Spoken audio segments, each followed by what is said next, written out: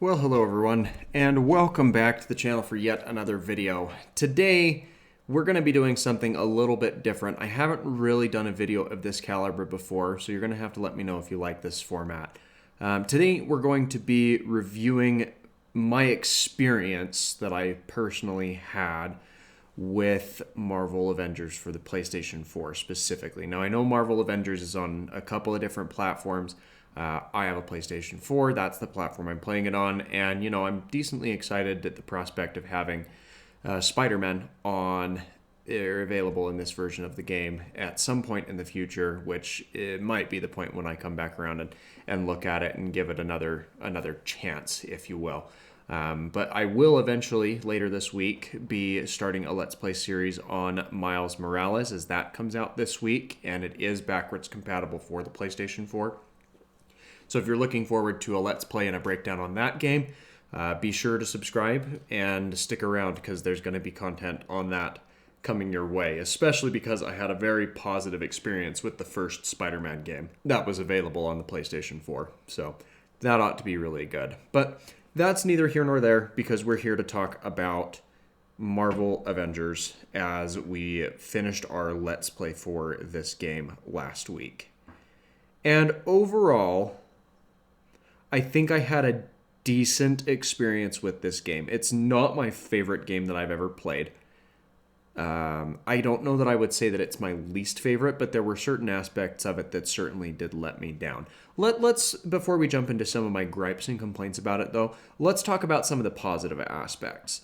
One, I really do like what they were doing with the storyline. I think that the storyline was intriguing, and I think that it did quite well up until like the final act and the final confrontation. That was kind of convoluted, didn't make a whole lot of sense to me.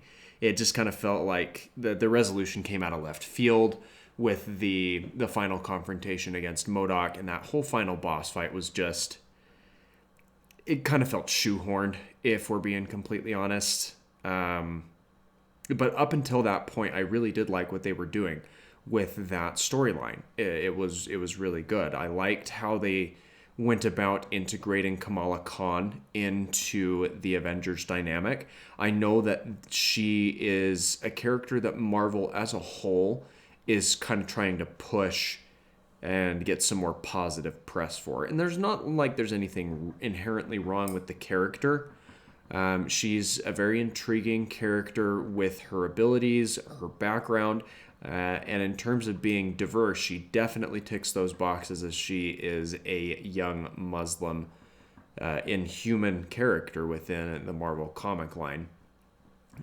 And it's really cool to see her incorporated into this type of a game. I also really enjoyed the appearances and the movesets of each of the Avengers, each of the playable characters being Hulk, Iron Man, Black Widow, Thor, and Captain America in the order that you unlock them through the main story quest. I think that their movesets are very fitting to what their characters denounce and what they're known for and what they canonically are. That was another thing that I really enjoyed about the character design, about their moveset, the way that they just kind of feel overall. And that's kind of where I start to run out of a lot of positive things to say. Yes, the characters are fun to play, but there were a lot of things that started to kind of take me out of that element. And a big portion of that comes down to just kind of the general way that combat and storyline progression, or how you go in and move on through the story quest. There's a lot that kind of plays into that. My biggest gripe is that for being so integral to the overall plot, Kamala Khan is not a balanced character whatsoever. And I don't know if that was intentional, what with not having to kind of stress too much about getting her on par with the Avengers level, especially where each of the core members of the Avengers has a lot more combat and tactical experience than what Kamala Khan ever could hope to have. But she just felt lackluster in comparison with the rest of the cast. I don't feel like she has nearly as much to offer as a lot of the other characters do. I didn't really have a good experience playing with Iron Man either, unfortunately. And I really hate to say that because I think Iron Man is an awesome character in general. He's obviously very beloved based off of the different adaptations that are made both in the comic media, the Marvel Cinematic Universe, as well as the different animated series that Marvel has put up over the course of its long trajectory. But the dissatisfying thing about Iron Man in this game is he feels like he was a little too overcomplicated. And that's very easy to do with a character like Iron Man. And I'm kind of glad that there weren't a whole lot of missions that really required Iron Man as the main character to use. It's just kind of sad to see someone with so much potential kind of wasted or thrown to the wayside. He plays a lot of really good elements in the overall storyline, but apart from Kamala Khan, I think he was the character that I had the least enjoyable experience with, which, again, I'm sorry that that's the experience I had and kind of my take on it. I really wish I would have enjoyed playing him more, but he was just too complex and too difficult to get a handle on. The next character, if we're going to kind of go down the list of ones that I least enjoyed playing to most enjoyed playing, I think I've got to immediately follow up Iron Man with Black Widow. Now, Black Widow is a really cool character, and I love the way that her kit works. I actually think that there's a pretty big gap in between the enjoyment I had playing Iron Man and the enjoyment that I had playing Black Widow. But a lot of what draws Black Widow back in terms of what she's capable of and how enjoyable she is to play has to come in with her longevity within the game itself. And that's really what pulled me out of the immersion when using Black Widow. She is a very strong character. She hits quite hard and is able to take on larger groups of enemies than some of the rest of the cast is because of her ability Veil of Shadows, where she just kind of sneaks underneath the radar and cloaks herself in a darkness or a shadow veil, and being able to completely incapacitate some of the more difficult enemies on the roster with her Widow's Bite. That really plays into her favor as well. She's very versatile, mobile in the air, and it kind of tricky to get hits in on if you know how to control her properly. But there are other characters that I feel are higher up on this roster in terms of overall enjoyment in playing. After Black Widow, I would have to place Thor on the list. You really only get 2 sections of the story quest where you have to play as him. One of them is when he very first shows up, which is pretty standard. His outfit is kind of funny, but at the same time, it's not my favorite, where he shows up, in jeans and a volunteer t-shirt.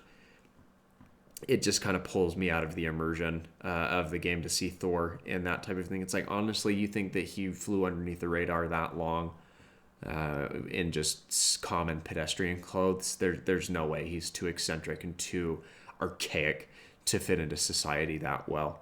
But moveset wise, he is even a level up from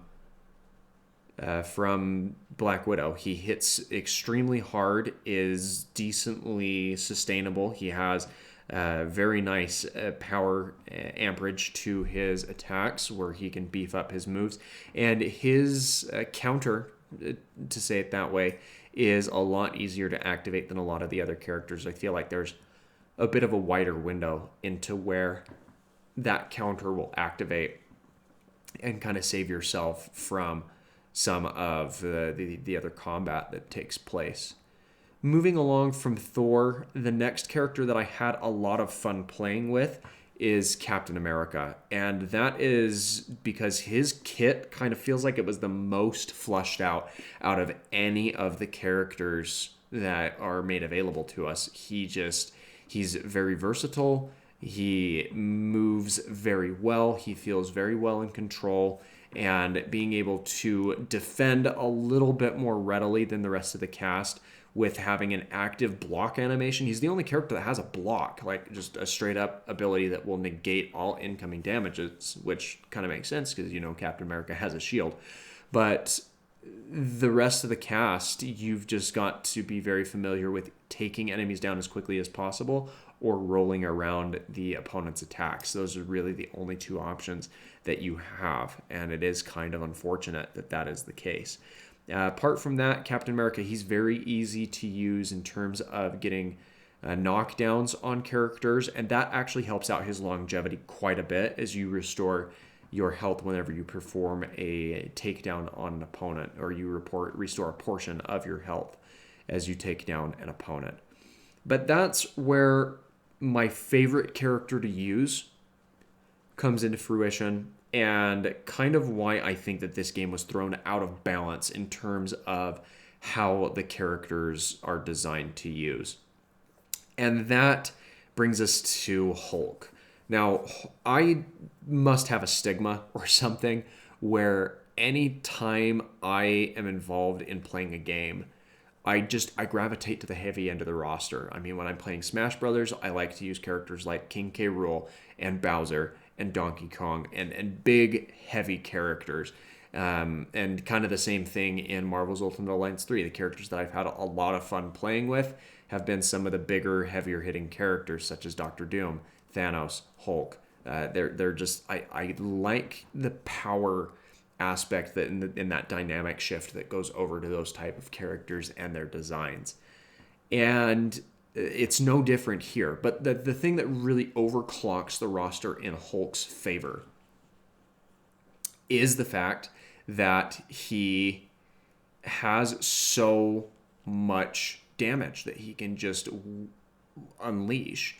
He staggers out opponents, even some of the more tougher opponents. He staggers them out very easily.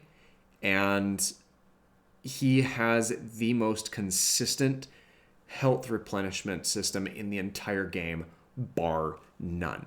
Because he has his passive meter, which builds up by dealing attack damage into opponents, and then holding on to the R2 trigger, you can consume that rage meter and then add that back to your willpower, your health meter, by layering in to your opponents. And he by far has the most reliable healing mechanic. You can use that whenever you want to. Whenever you're in a pickle, you can just use that R2 button in order to replenish your health, and it even makes him hit a little harder from what I understand and what I was experiencing while playing with him. Now, the only other characters that really have a regen mechanic to them, they're very heavily, or the majority of them are very heavily based around their abilities and cooldown and such. With the exception of Captain America, given the fact that he has a heavy attack combo that really allows him to take advantage of scoring takedowns on his opponents. And so you just find yourself a small little grunt and you perform those combos over and over again, and then rinse and repeat your finishers, which does get a little repetitive, especially because from what I've seen, there's only 2 takedown animations for Captain America, or the 2 takedown animations that he uses, at least on the smaller grunt type characters.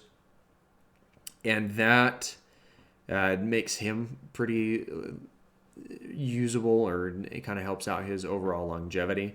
The other 2 characters that have any sort of a regen mechanic, of course you have Kamala Khan, who has that on her L1 ability, but that again, that's on a cooldown, so it's not like you can use it all the time, though it will regen not only herself but the nearby allies to the team as well. So it does kind of have, she plays a little bit more like a support character in that aspect, is even though she does have a damage output action to it.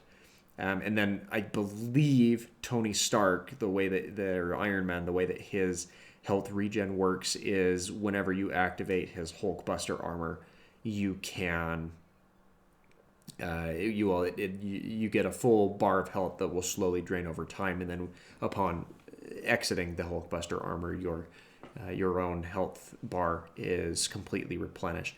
But that's his heroic ability, so it's the one that is on the longest and most tedious to build up cooldown whatsoever. And even then, again, I stated it before, I'm not the biggest fan of Iron Man just because I feel like he's way too busy of a character in this iteration and how he was portrayed in this game, which it really does make me sad that I wasn't able to enjoy him more, as he is a fantastic character in general. Now, the only other complaint that I really have is I guess there's two complaints. There's a lot of bugs in this game. There's a lot of things that just do not work the way that they're intended to.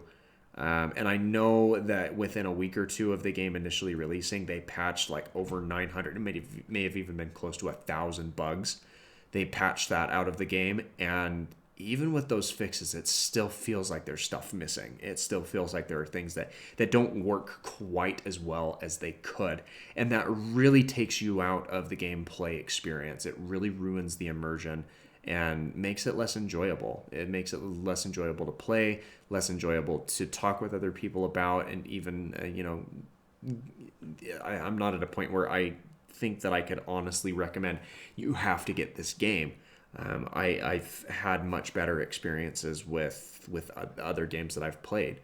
In fact, most of the games that I make content for are ones that I would recommend above this one at this point in time. I mean, if you're really looking for something new and you've already tried those other ones, I wouldn't discourage it, but I would still give you a couple of warnings before, spending money on this game, which I have it now, and maybe they'll fix some things, iron some things out as the DLC characters come out. I think we have Hawkeye and Kate Bishop being added at some point. And then, like I said, where we have the PlayStation 4 version, we will get access to Spider-Man at some point, supposedly. That's what the developers have said.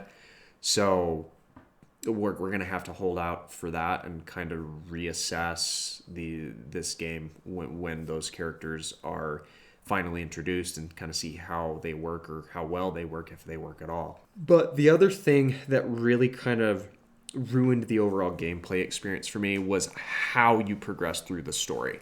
Now, the story itself, it's fairly intriguing. I actually really enjoyed the storyline up until, that last part of the third act of the game, where things kind of really fell apart, and I mentioned that a little bit earlier.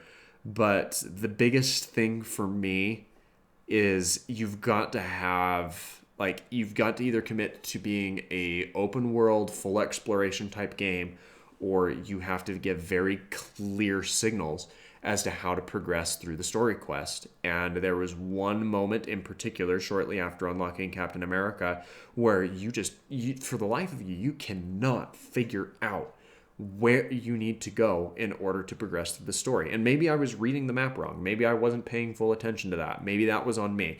But